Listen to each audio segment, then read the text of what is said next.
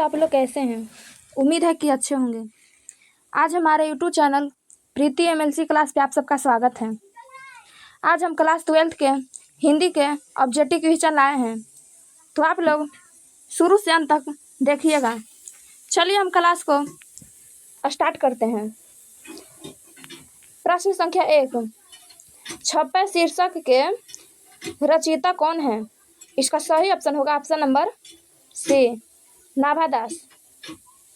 प्रश्न संख्या 2, नाभादास की कौन सी रचना है? इसका सही ऑप्शन होगा ऑप्शन नंबर डी, छप्पे। चलिए आगे बढ़ते हैं। प्रश्न संख्या 3, नाभादास किस धारा के कवि थे? इसका सही ऑप्शन होगा ऑप्शन नंबर बी, सदगोपासक रामभक्त धारा के। प्रश्न संख्या 4, नाभादास किसके समकालीन थे? इसका सही ऑप्शन होगा ऑप्शन नंबर सी, तुलसीदास के। नाभादास का जन्म कब हुआ था? इसका सही ऑप्शन होगा ऑप्शन नंबर बी, 1570 ईस्वी में अनुमानित। चलिए आगे बढ़ते हैं। प्रश्न संख्या 6, किसकी कविता को सुनकर कवि नाभादास सिर झुका लेते हैं? इसका सही ऑप्शन होगा ऑप्शन नंबर सी, तुलसीदास की। कौन सी रचना नाभादास की है? इसका सही ऑप्शन होगा ऑप्शन नंबर बी, रामभक्त। चलिए आगे बढ़ते हैं। प्रश्न संख्या 8, नाभादास का अस्थायी निवास कहाँ था? इसका सही ऑप्शन होगा ऑप्शन नंबर ए, वृंदावन में। प्रश्न संख्या 9, समर्पण भक्तमाल में किस छंद की व्यंजना है? इसका सही ऑप्शन होगा ऑप्शन नंबर सी, छप्पे। चलिए आगे बढ़ते हैं। प्रश्न संख्या 10, छप्पे किसकी पंक्तियों का छंद होता है? इसका सही ऑप्शन होगा ऑप्शन नंबर सी, 6। सुर के कवित्व को सुनकर सभी क्या करते हैं? इसका सही ऑप्शन होगा ऑप्शन नंबर ए, सिर हिलाते हैं। सुर कवित्व सुनी कौन कवि में कौन सा अलंकार है? इसका सही ऑप्शन होगा ऑप्शन नंबर डी, अनुप्रास। चलिए आगे बढ़ते हैं। प्रश्न संख्या 13, कवि किसमें भेद नहीं करते हैं? इसका सही ऑप्शन होगा ऑप्शन नंबर डी, हिंदू मुसलमान में। प्रश्न संख्या 14, नाभादास में जाति पांति एवं वर्णाश्रम का खंडन किस कवि के छप्पे में किया है? इसका सही ऑप्शन होगा option number B, Kabir. Nabhadas का उदय हिंदी साहित्य के किस काल में हुआ है? इसका सही ऑप्शन होगा ऑप्शन नंबर सी, भक्ति काल। चलिए आगे बढ़ते हैं। प्रश्न संख्या 16, सबके हित का वचन कौन कहता है पाठ के अनुसार? इसका सही ऑप्शन होगा ऑप्शन नंबर बी, कबीर। कहानी का अर्थ क्या होता है? इसका सही ऑप्शन होगा ऑप्शन नंबर डी, विश्वास, प्रतीति। नाभादास के दीक्षा गुरु हैं। इसका सही ऑप्शन होगा ऑप्शन नंबर ए, स्वामी अग्रदास अग्रअली। प्रश्न संख्या 19, भक्तमाल के रचयिता कौन है? इसका सही ऑप्शन होगा ऑप्शन नंबर डी, नाभादास। चलिए आगे बढ़ते हैं। प्रश्न संख्या 20, भक्त चरित्रों की माला है। इसका सही ऑप्शन होगा ऑप्शन नंबर सी, भक्तमाल। प्रश्न संख्या 21, नाभादास किसके शिष्य थे? इसका सही ऑप्शन होगा ऑप्शन नंबर सी, स्वामी अग्रदास के।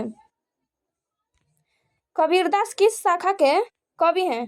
इसका सही ऑप्शन होगा ऑप्शन नंबर बी, निर्गुण शाखा के। नाभादास किस काल के कवि थे? इसका सही ऑप्शन होगा ऑप्शन नंबर ए, भक्ति काल के। नाभादास की कविता किन दो कवियों के बारे में है? इसका सही ऑप्शन होगा ऑप्शन नंबर बी, कबीर और सूरदास की। चलिए आगे बढ़ते हैं।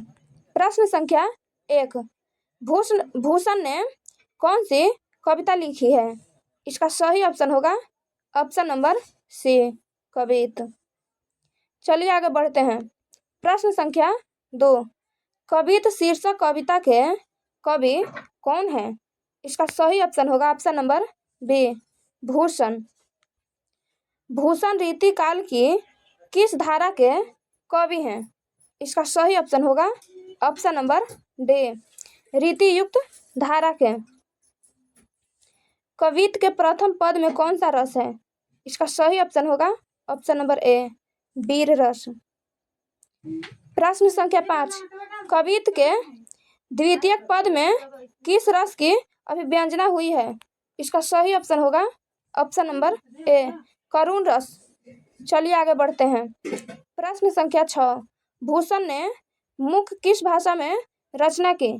इसका सही ऑप्शन होगा ऑप्शन नंबर बी, ब्रज भाषा में। छत्रसाल की तलवार ने कौन सा रूप धारण कर रखा है? इसका सही ऑप्शन होगा ऑप्शन नंबर ए, रौद्र रूप। प्रश्न संख्या 8, छत्रसाल की तलवार काली देवी को क्या प्रदान करती है? इसका सही ऑप्शन होगा ऑप्शन नंबर ए, प्रसाद। निम्नलिखित में कौन सी रचना भूषण की है? इसका सही ऑप्शन होगा option number D, Shivraj Bhushan. Bhushan ने समुद्राग्नि से किसकी तुलना की है? इसका सही ऑप्शन होगा ऑप्शन नंबर बी, शिवाजी की। प्रश्न संख्या 11, भूषण के प्रथम दंड में कौन सा रस है? इसका सही ऑप्शन होगा ऑप्शन नंबर सी, वीर रस। भूषण के द्वितीय छंद में किस रस की अभिव्यंजना हुई है? इसका सही ऑप्शन होगा ऑप्शन नंबर बी, रौद्र रस। प्रश्न संख्या 13, प्रलय भानु तम तोम में कौन अलंकार है?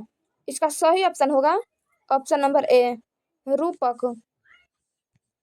कौन सी कृति भूषण की है? इसका सही ऑप्शन होगा ऑप्शन नंबर बी, शिवबापनी। चलिए आगे बढ़ते हैं। प्रश्न संख्या 15, कवि भूषण की उपाधि दी थी?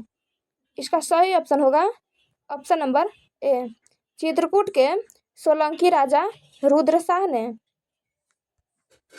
प्रश्न संख्या 16, भूषण ने किस रस को प्रमुखता दी? इसका सही ऑप्शन होगा ऑप्शन नंबर बी, करुण रस को। चलिए आगे बढ़ते हैं। प्रश्न संख्या 17, शिवराज भूषण में कितने अलंकारों का निरूपण हुआ है? इसका सही ऑप्शन होगा ऑप्शन नंबर डी, 105। भूषण की कृति नहीं है। इसका सही ऑप्शन होगा ऑप्शन नंबर डी, हर्षोल्लास। भूषण के प्रिय नाटक कौन सा है? इसका सही ऑप्शन होगा option number A, Chhatrapati Shivaji और छत्रसाल। शिवाजी के पुत्र का क्या नाम था? इसका सही ऑप्शन होगा ऑप्शन नंबर बी, साहू जी। चलिए आगे बढ़ते हैं। प्रश्न संख्या 21, शिवबापनी में कितने मुक्तक हैं? इसका सही ऑप्शन होगा ऑप्शन नंबर सी, 52। छत्रसाल दशक में छंद कितने हैं? इसका सही ऑप्शन होगा ऑप्शन नंबर डी, 10 गो। प्रश्न संख्या 23, भूषण के पिता का नाम क्या था? इसका सही ऑप्शन होगा option number A, Ratnakar Tripathi. Shivbhushan किसकी कृति है? इसका सही ऑप्शन होगा ऑप्शन नंबर बी, भूषण की। चलिए आगे बढ़ते हैं। प्रश्न संख्या 25, भूषण किस काल के कवि थे? इसका सही ऑप्शन होगा ऑप्शन नंबर सी, रीतिकाल के। शिवबापनी में कितने मुक्तक है? इसका सही ऑप्शन होगा ऑप्शन नंबर बी, 52।